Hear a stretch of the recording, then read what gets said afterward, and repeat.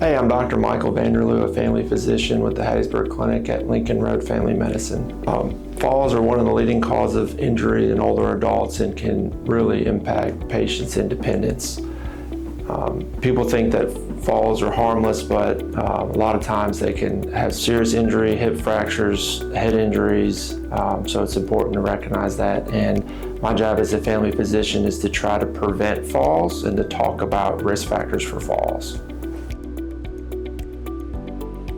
Weakness in general, when we get older, our muscle mass decreases, so we're not as strong as we used to be. Neurological conditions such as Parkinson's, arthritis, neuropathy, getting low blood pressure, especially when you stand, is a big cause of that. And dehydration is usually a driving factor.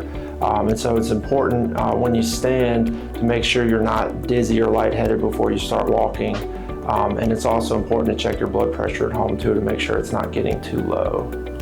Another potential reason for falls and dizziness are medication induced, right? So there's a lot of sedating medications, even over-the-counter sleeping medicines.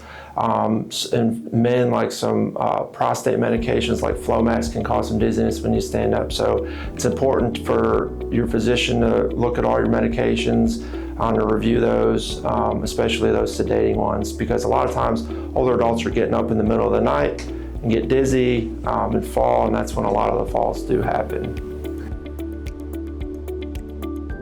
We can start at home by making sure the walkways are clear, limiting rugs, and then make sure you have good lighting.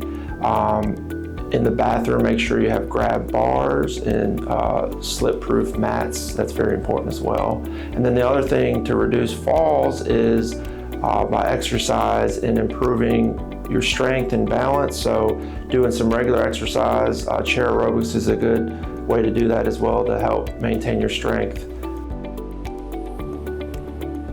So when you fall, don't panic. Make sure you take a moment to make sure that you're not in any serious pain.